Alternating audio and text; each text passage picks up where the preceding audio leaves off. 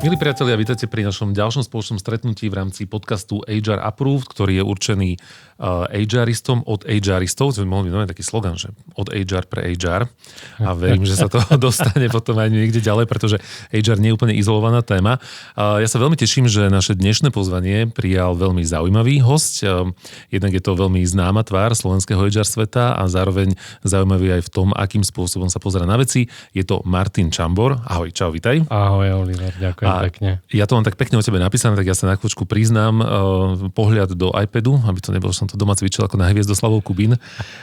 Martin Čambor je riaditeľ ľudských zdrojov v spoločnostiach Kooperatíva poisťovňa, Komunálna poisťovňa a DSS Kooperatíva, ktoré sú súčasťou Vienna Insurance Group.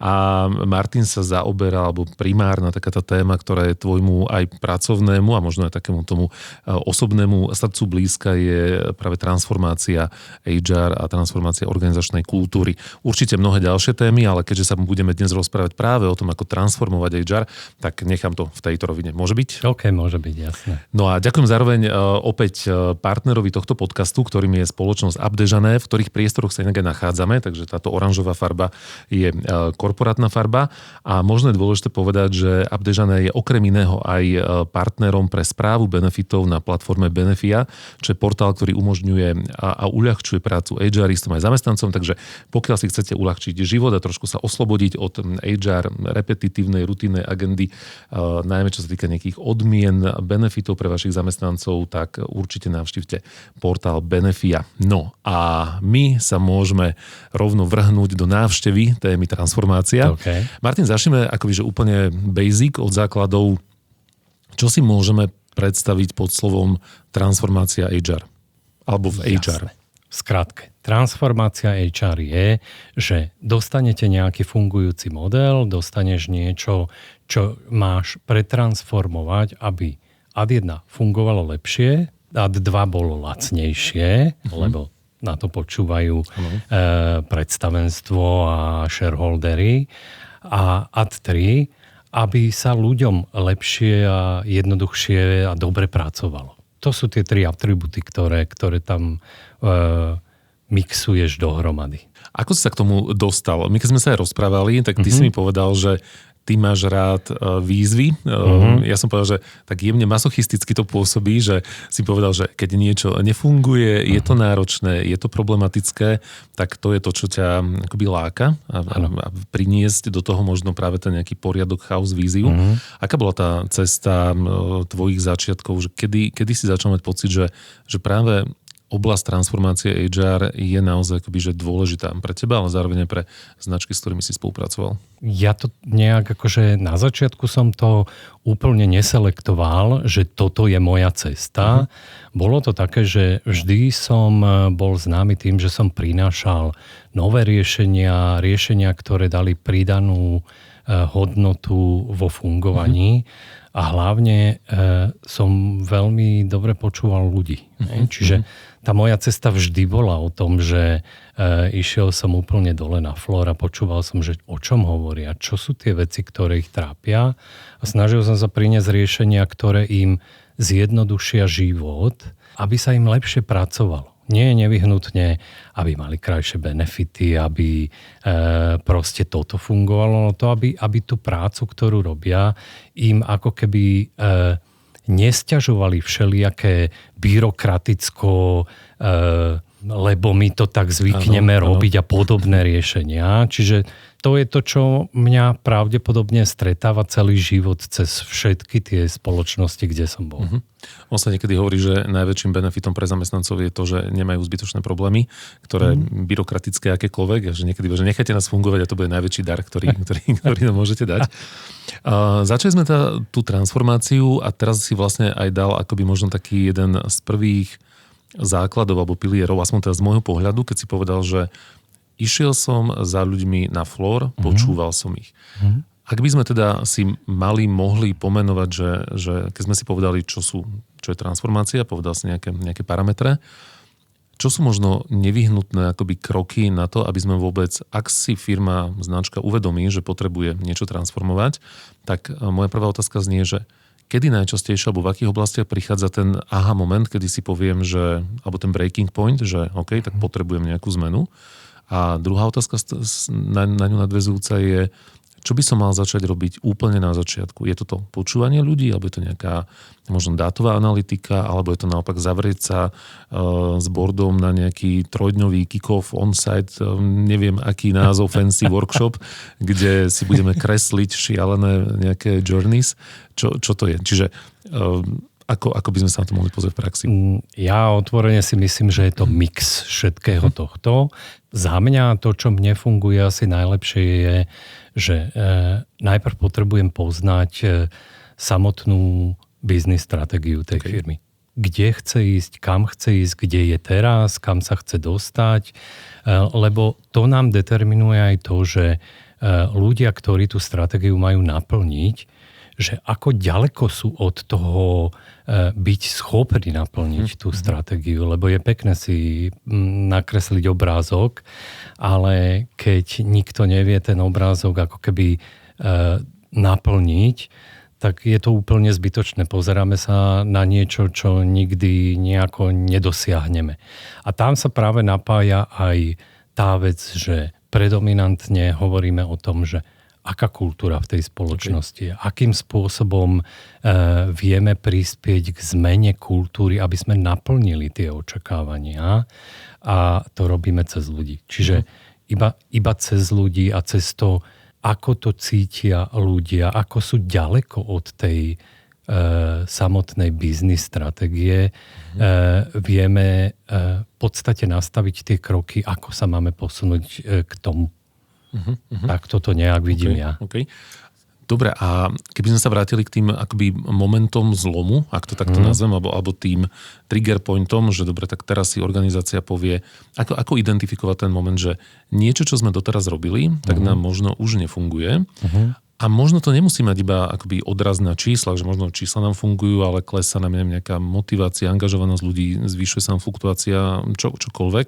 Čo sú tie najčastejšie nejaké diagnostické ukazovatele, že teraz sa niečo deje a bolo by dobré začať možno to meniť? Koľko máme času, hej? Podľa mňa neexistuje nejaký ultimatívny návod, nástroj na to, že čo to je. Okay. Pretože to môže byť ad jedna presvedčenie CEO, že on to nevie identifikovať, ale vie, že sa dopracoval s tým statusom tej firmy ako takej tam, kde ju nevie nejako s tou skvadrou, ktorú má posunúť ďalej. A vtedy jediné, čo pomôže, je zmena. Zmena aj na danom poste. Čiže rieši aj tú situáciu, že ak nevidí nejaké vnútorné zdroje, tak môže ísť buď cestou toho, že tak nakúpime si múdre hlavy, a zaplatíme neviem koľko a zase riešime to, že či tí múdre hlavy nás dostatočne poznajú, lebo my to robíme našou cestou, je väčšinou taká tá hantírka, že nikto nám tu nebude hovoriť, alebo potom jednoducho robíte zmenu na niektorých pozíciách a to je možno aj zmena na pozícii šéfa HR, people and culture, akokoľvek to nazvete, lebo vieš, ten ti ako keby determinuje to, akým spôsobom sa posunieš ďalej. Čiže asi tak by som to nejak... A tým pádom, prečo HR, prečo by malo byť HR akoby teraz čože ownerom, driverom tej transformácie? Prečo je to vlastne úloha HR? Keby, vieš, niekto prišiel a povedal by, že no, milé HR, ale tak ako my si tú zmenu možno spravíme akoby, že bez vás, lebo sú firmy, kde stále ja mám pocit, že to HR je takým marginálnym partnerom, že nie je akoby tým oddelením, ktoré je rovnocenne výkonné, zodpovedné za veci, tak prečo by to mala byť práve rola HR? OK. Podľa mňa je treba rozdeľovať jednu zásadnú vec a to je tá, že ako to HR je nastavené. V dnešnej dobe už väčšina HR-ov je nastavené tak, že fungujú tie praktické príklady nastavenia HR business partneringu, servicingu. Bez toho sa nejak HR nevie posunúť ďalej, lebo nerozumie úplne, že čo ten biznis a jednotlivé biznisové divízie vlastne majú dosiahnuť. Čiže pokiaľ tento atribút nie je v spoločnosti zapracovaný, tak HR sú roztlieskavači, agenti teplej vody, slniečkári a neviem, čo som všetko ešte organizátori firemných raňajok. Ja to mám troška ináč, že ja si zoberiem procesy, procesne sa pozriem na to, či mi dávajú niektoré veci zmysel, pozriem sa na to, že koľko platím za aký je náklad na perexy, aký je náklad na rôzne atribúty veci, ktoré platíme a ako to viem preštrukturovať tak, aby to fungovalo lepšie. Nie nevyhnutne lacnejšie, lepšie. Lepšie je to, čo je u mňa to dôležité a zásadné. Čiže hovorím, že to je podľa mňa alfa omega. Pokiaľ tá druhá strana vás nepokladá za ľudí, ktorí rozumiete číslam, rozumiete tomu, že kam oni vlastne smerujú a viete im udrieť, že halo, tak akože hovoríš mi tuto to, ale vidím to týmto spôsobom. Veľa vody nenamútite a tá transformácia bude taká, že predstavenstvo a CEO sa rozhodlo a ty vykonaj. To je asi tá rola potom toho vykonávača. To je strašná škoda, by som povedal. To znamená, že ty ako človek, ktorý riadi HR, si nie len akoby nositeľom alebo vykonávateľom tej zmeny, ale aj nazvem to, že nejakým architektom, dizajnérom tej zmeny, že nastavuješ, ako to má vyzerať. Áno. Je to o tom, že v mnohom je to o nastavovaní skôr zrkadla, lebo ten, kto je nositeľom zmeny, je CEO. CEO je zmena, CEO má byť hlava, CEO má byť ten role model a má hovoriť o tom, nie, ja to chcem mať takto. Ja tú firmu chcem viesť tádeto. Toto je to a vy všetci skúste mi pomôcť v tom, ako by sme to spolu vedeli dať. Čiže HR je vlastne ako keby ja nastavujem zrkadlo. Že mnohokrát je to o tom, že CEO hovorí, že no máme to takto a máme to super a ide to v týchto atribútoch a posúvame sa. Do momentu, keď mu položíte otázku, že áno, super, je to fajn, biznis, stratégia vám funguje, ale neurazte sa, fungujete 6. rok ako krízový manažer. To znamená, že už teraz tej firme škodíte, lebo vy nedávate smerom dole možnosť tým ostatným sa spolu podieľať na tých ako keby aj zásadnejších rozhodnutiach tej firmy. Vy ich neučíte. To znamená, že je len otázka času, kedy jednoducho ten biznis model prestane fungovať. Lebo toto má niečo spoločné s angažovanosťou. Potom len hovoríme o tom, že lojalitu si kupujete tým, ako rýchlo zvyšujete package tých ľudí. A to je cesta do pekla. Čiže a to sú nepríjemné otázky. Toto CEO nemajú veľmi radi takéto veci a podľa mňa HR líder má mať aj takú, by som povedal, že tú schopnosť detekovať, že kedy už to páli toho CEO a kedy je to také, že bude nad tým rozmýšľať, že mu to jemne podsuniete. To je zásada. Lebo jasne, môžete prísť a povedať si, ja už som to všetko videl a vlastne vy toto máte spraviť a všetko bude v superlatívoch. No, myslím si, že CEO sa nebude chcieť s vami ďalšíkrát stretnúť, lebo vás zase označí, že nálepka slniečkára a teoretik a to nie som ja. Čiže ak niečo ukazujem to cez to, že čo sa nám deje, ukazujem to cez čísla. A hovorím, že ak urobíme toto, získame možno toto na druhej strane. Martin, aké sú také ďalšie možno príklady tých challengeujúcich otázok? Toto bola jedna z nich, čo si teraz povedal. Čo sú možno také za tvoju prax, kariéru, otázky alebo tie zrkadlá, ktoré si nastavoval, v akých možno oblastiach? Toto jedna bola, že dobre, ste 6 rokov krízový manažér. Čo ďalej sú také? Bolo ich strašne veľa. Záleží to podľa taký rebríček toho, top.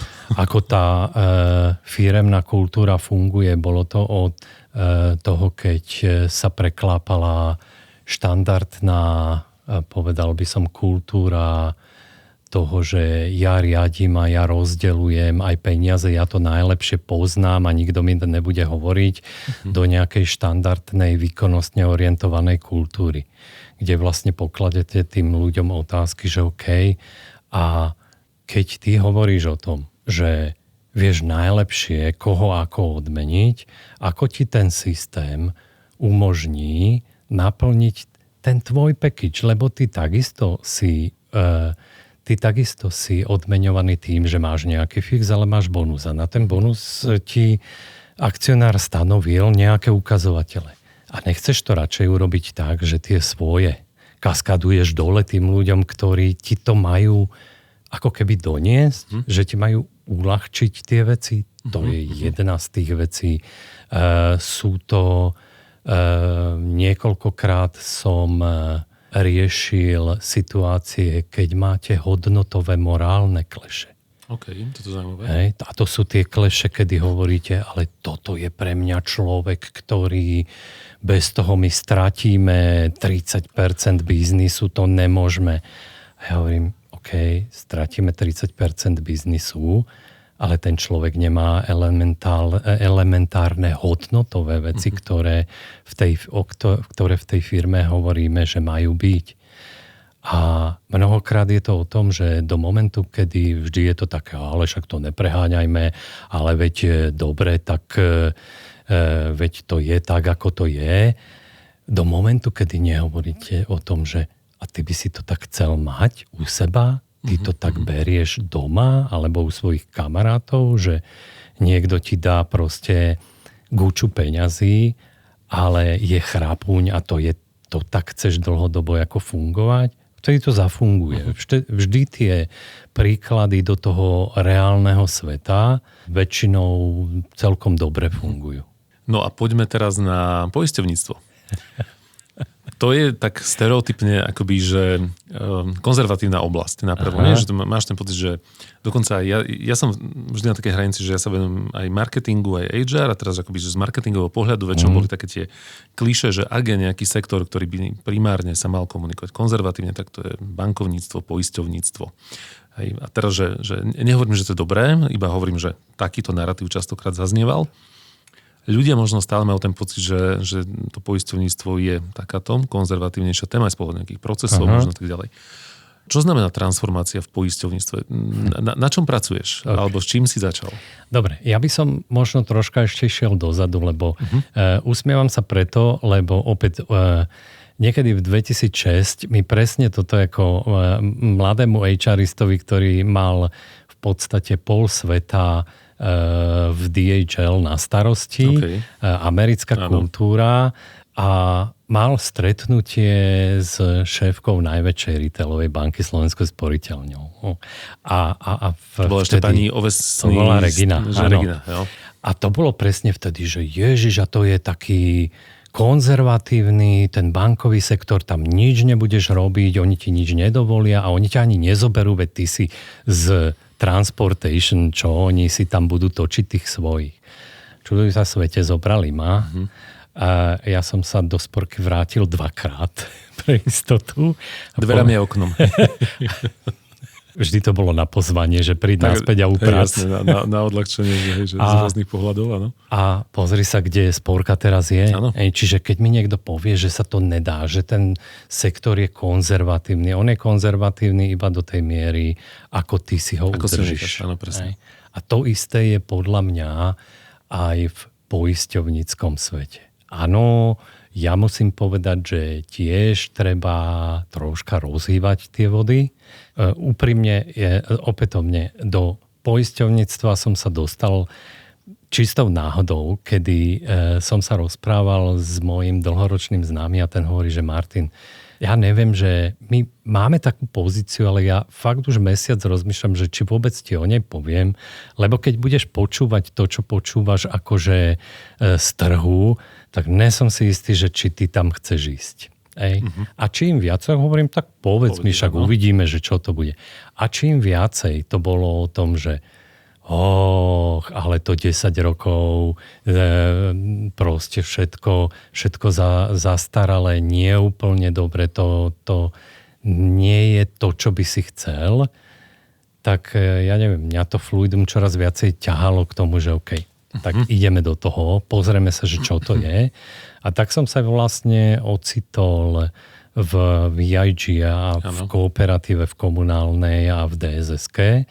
S tým, že skutočne to, čo musím povedať je, že ten kulturálny clash sporiteľňa kooperatíva, aj napriek tomu, že sme co-partnership, je signifikantnejší.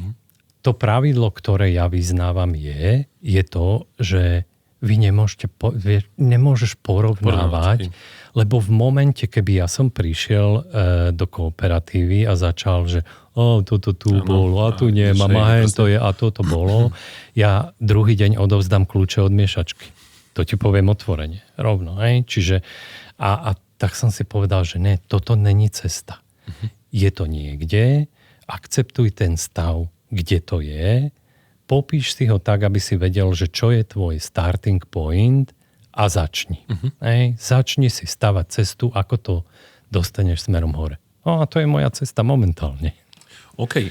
No a keď hovoríš o tej sporke, tak a teraz aj o tom aktuálnom pôsobení, tak ako sa podarilo napríklad tú sporiteľňu dostať kulturálne tam, kde je? Lebo naozaj ten proces je viditeľný, je ho vidieť v externej komunikácii, v internej komunikácii, je to cítiť, čo je možno niekedy ešte dôležitejšie ako vidieť. Tak ako na to? No, veľmi jednoducho. Sporka podľa mňa Ad 1 mala výborného CEO, ktorý to zmeniť chcel. Ad 2 urobil zásadné rozhodnutie v niektorých pozíciách, kde si povedal, ja nechcem mať ľudí, ktorí sú spojení so sporkou, s finančným trhom a nakúpil zo pár ľudí, ktorí nikdy v živote v bankingu neboli. Čiže nemali tie klapky, možno nemali také tie stereotypy. A začal ich aj počúvať. Čiže to nie je o tom, že len si nakúpim, ale áno, že nech mám to portfólio. A ty buď ticho, veď my to robíme takto a to nebude fungovať, ale začal ich počúvať a dávať si tie a prečo nie? A prečo by sme to nemali tak spraviť? A ono to v podstate zafungovalo. A druhá vec je tá, že tá silná ako keby sila dôvery, že dávam ti tú časť, tú tvoju záhradku a verím ti, že ju robíš najlepšie, ako vieš. Keď sa zladíme na základných veciach, tak ideš a utekáš a nosíš veci. A to si myslím, že je aj dôvod, ten ako keby can-do approach je tam veľmi silný. Je tam veľmi silne vidieť nie len teda zákazníckú orientáciu a CX, ale aj AX. Lebo tá musí ísť v symbióze. Jedna bez druhej nebude dlhodobo fungovať. Áno. A v kooperatíve máš víziu akú? Z toho, čo môžeš povedať? na čo sa môžeme tešiť? No. To už vidím, neverbálne komentácie. OK. Ja to poviem tak, že na mojej prvej gremiálke som hovoril, že som úplne príjemne prekvapený, lebo ja som kooperatívu ponímal tak, že je to signifikantný hráč a v živote som si nemyslel, že to je jednotka na poisťovacom trhu.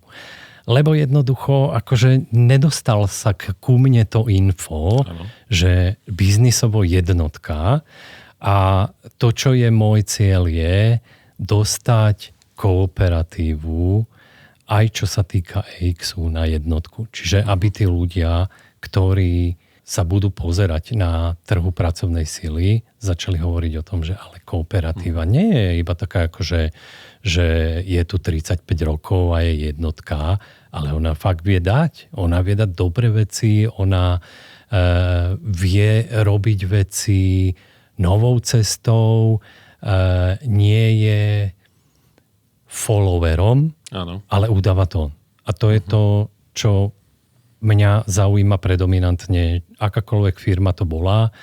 Ja nechcem byť kopia. Ja nerobím moje všetky návrhy na zmeny, či už to bola sporka, alebo či už je to kooperatíva v tom, že si urobím taký ten prieskum, že čo kto dáva a robím ten cherry pick, že toto a toto a toto a toto a urobím vlastne niečo, čo není ani ryba, ani rak. Je to mačkopes. Ja chcem byť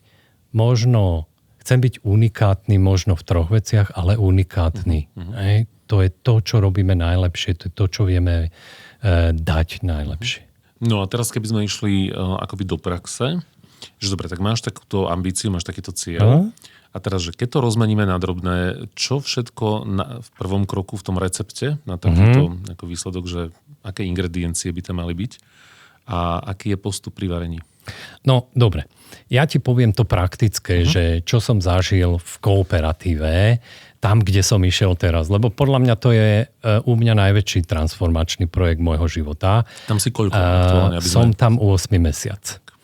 A to, čo som zažil v podstate je, že keď vchádzaš do spoločnosti, ja silno verím v to, že si máš upratať najprv pred vlastným prahom, až potom môžeš hovoriť, že ale čo keby sme išli urobiť toto, na tomto úseku niečo, keby sme to zmenili, a v to silno verím. Čiže tá ako keby transformácia ide ruka v ruke v tom, že transformuješ jednak samotné HR a potom transformuješ aj kultúru vo vnútri tej spoločnosti.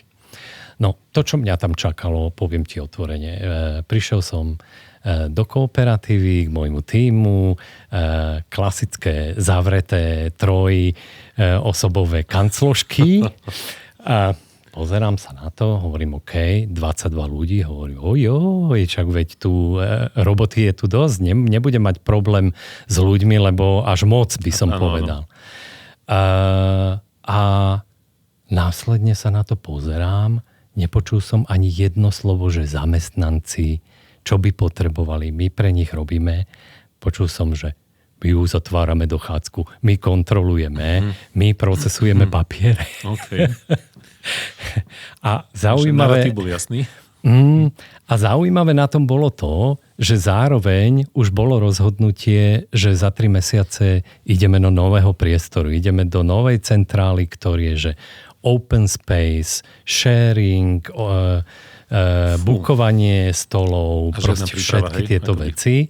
A jak ten dánajský dar bol, že prišiel som na prvý steering toho, že ideme to robiť a on povedal, že no konečne si tu, lebo tvoja predchodkyňa hovorila, že to už ten nový prinesia, že tenk, všetko napadalo. Hej? A problémik je v tom, že keď prídeš do kultúry a zmapuješ si, že koľko je vlastne tých ľudí, na ktorých vieš stávať, že vidíš, že sa akože vedia ti pomôcť v tých veciach a zistíš, že no, ja som z tých 22 našiel 3. Troch, ktorí vôbec, že keď som začal rozprávať o niečom na začiatku, tak boli, že áno, aha, to by mohlo byť dobre. To pre teba znamená, že chceš, nechceš, vyzlečeš si ten pekný high level status, sadneš si a pekne robíš tie veci, lebo musíš deliverovať, musíš odrábať, ináč to nepôjde. Čiže darmo ty si hovoríš, že tak na toto nakúpim takéhoto, na hento onakého, tuto mi pomôže neviem kto. Jednoducho to robíš. A postupne, keď vidíš, že tie veci ako keby doručuješ, a majú aj pridanú hodnotu pre tých ľudí. Ľudia ti hovoria, že konečne sa niečo hýbe, čo desiatky rokov sme nevedeli presadiť, tak to ide. Tak sa ti pomaly ten tím z tých 3 začne ako keby zobudzať.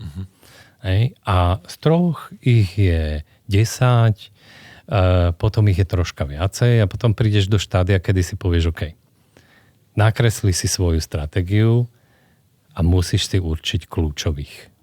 A tých kľúčových robíš rozhodnutie. Mám ich vnútri, alebo ich nakúpim z trhu. To je základ úspechu, že jednoducho to, čo mne väčšinou zafungovalo je, že ak robíš nejakú veľkú transformačnú zmenu, musíš mať minimálne 2 nohy. Na jednej nohe nedokážeš stať. Čiže zober si so sebou ľudí, ktorí majú rovnaké alebo podobné zmýšľanie, can do attitude, čiže dá sa, ideme a tých si tam náves. Lebo ty, keď ti bude zle A keď už budeš tak okolo tej 7:30 tam sedieť a hovoriť si, Ježiš Mária, jak to posunieme ďalej, ti povedia, ne, ide to dobre, poď, my ti zobereme toto, ty si zoberieš toto a fungujeme. To je môj momentálny život. OK, a keby sme teraz išli na tú akoby, že opačnú stranu, toto bol ten recept na to, že dobre, toto sú ingrediencie, takto postupujem. Čo sú najväčšie, dám to opäť v tejto paralele, čo sú najväčšie prekážky na strane strávnikov? To znamená, mám tam tých ľudí, ktorých sa tá transformácia začne ako dotýkať. Čo sú najčastejšie nejaké, neviem, že mentálne bariéry, zaužívané stereotypy, ktoré ty musíš prekonávať a dopredu musíš vedieť, že OK, tak toto budú nejaké kľúčové body, cez ktoré sa potrebujem dostať, aby vôbec to, čo potom s tou skupinou tých 7 statočných vôdzovkách robím, tak aby to naozaj prinašalo nejaký výsledok. OK. Je ich niekoľko. Ad jedna musíš poznať, ako vyzerá age mix tvojej samotnej firmy. Aby si vedel, že kto počúva na čo a aké máš nastavenie. Druhá vec je tá, že ak je treba urobiť nejaké zásadné zmeny, ja sa fakt držím pravidla, že zásadné zmeny máš urobiť 3, max 6 mesiacov. OK. Zásadné, akékoľvek, ktoré proste budú bolestivé, ľudia ich budú vnímať nie veľmi, že smeruješ niekam, lebo ich to zasiahne nejakým spôsobom. Ďalšia vec je nikdy neurobiť chybu, že toto mne fungovalo tuto, v tejto kultúre a je to, že super nástroj, rovno ho tam švacnem bez poznania toho, že či tá kultúra je na to ready. Ja to tak veľmi často hovorím, že keby som dal pračloveku nejakú, ja neviem, mačetu alebo nejaký kalašnikov, tak akorát stále bude chodiť a loviť mamuty tým, že ich bude báchať o hlavu. To je zbytočné. Hej? Oni nevidia tú pridanú hodnotu a stojí to firmu strašne veľa peňazí, ide ti dole kredit toho, čo chceš urobiť. Áno, ľudia ti prestanú veriť. Presne, že stratá nejaká reputácia dôveryhodnosti. Takže radšej menšie kroky, ale tie, ktoré oni vedia pochopiť, vidia ten zmysel, to je to, čo ti pomáha v napredovaní v tej zmene.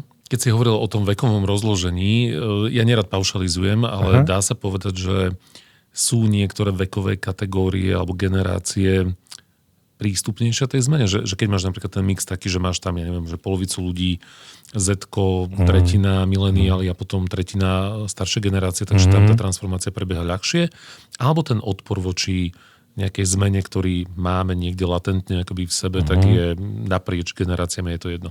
Ja by som povedal, že asi je jednoduchšie s Z-kovou generáciou robiť nejaké zásadné transformačné turnaroundy. Okay.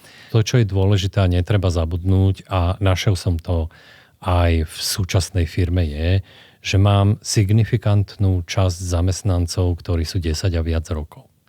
10 a viac rokov ti v situácii, kedy tá firma je nastavená tak, že je veľmi hierarchicky smerom dole, spôsobuje to, že keď ty vlastne začneš ich prebudzať. A poviem ti to úplne jednoducho. Môj prvý týždeň v práci denne 200 mailov od môjho tímu. 200.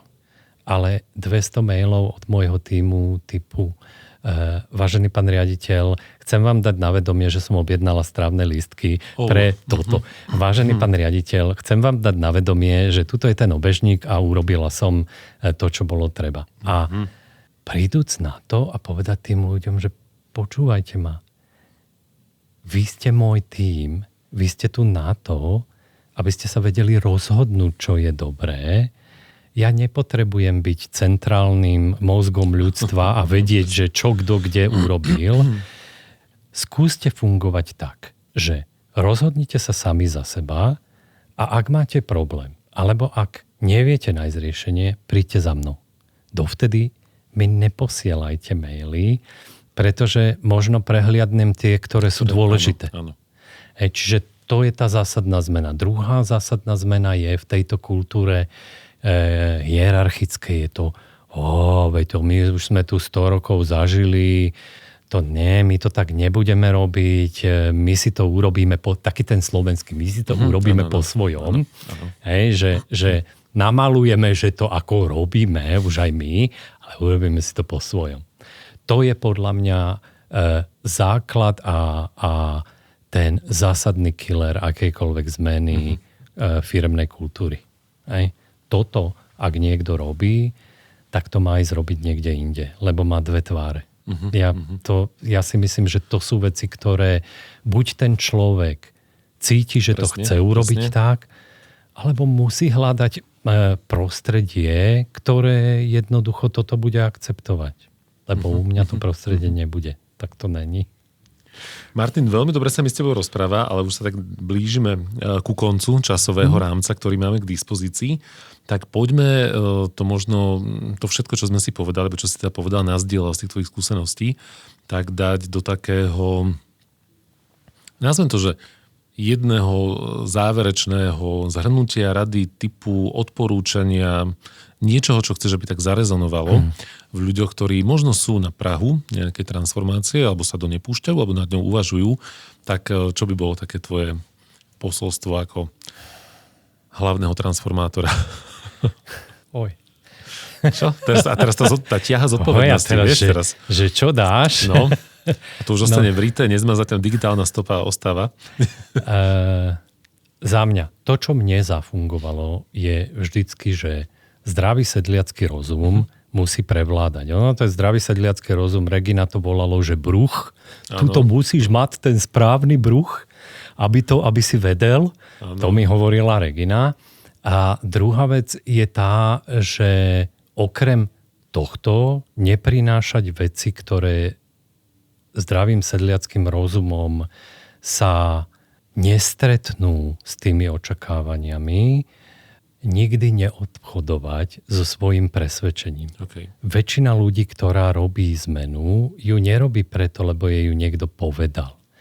Ale vidí, že ju treba spraviť a vidí to, že v čom to bude lepšie, nemôže obchodovať veci tým spôsobom, že OK, tak to nebude takáto vec, ktorú chcem doniesť, ale bude to o kúsok alebo troška inde, lebo to už není to, čo chcem doniesť. Hej? Áno, možno po ceste sa nejakým spôsobom tá vec vytvaruje do iného rámca, ale v princípe bude stále tá zmena, ktorú idem doniesť, zmena, ktorá má priniesť niečo k lepšiemu. Nie, že kvázi k lepšiemu, ale fakt k lepšiemu. Naozajstná zmena. Bez toho na čo pálime strašne veľa energie na to, že sa tvárime, že robíme zmenu. A je to tak. To, čo musím ešte povedať, a podľa mňa je zásadné, lebo vidím to aj v tej mojej firme, kde som teraz. A to je pokus. Hej? Mám hypotézu, idem a skúsim, či to zafunguje. Vo veľa firmách je to tak, že mám dobrú myšlienku, idem ju skúsiť, niekedy možno nezafunguje. Hej? Tá kultúra má byť nastavená tak, ktorá hovorí, že OK, aj skúsiť je dobre, lebo nevykročiť je najhoršie, čo môžeme urobiť. Hej? Že OK, je to poznanie, toto nezafungovalo, zafunguje niečo iné.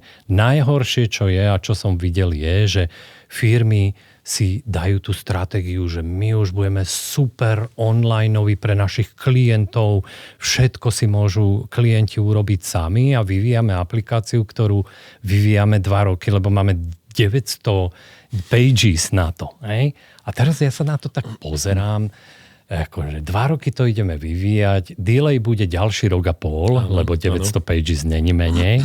A keď to doneseme na ten trh, ten klient už dávno bude tam ďalej za horami, mať úplne iné potreby.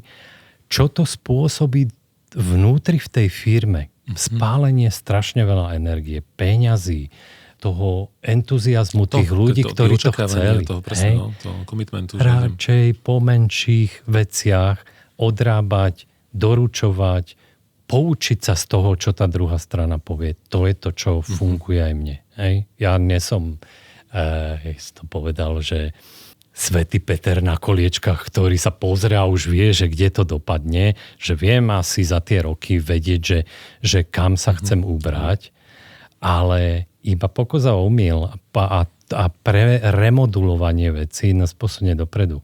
Ďakujem veľmi pekne za tieto slová aj za celý ten rozhovor. To bol ešte raz Martin Čambor. Ďakujem, že si prišiel. Ďakujem pekne. A držím palce, aby tá transformácia, ktorú teraz máš rozpracovanú, tak aby priniesla želané očakávania a výsledky. A milí priatelia, vám ďakujem opäť raz za váš čas. Verím, že informácie, poznatky, skúsenosti, praktické rady boli pre vás užitočné a budeme sa vidieť pri ďalšom stretnutí v rámci podcastu HR Approved. Majte sa pekne. Čaute. Majte sa.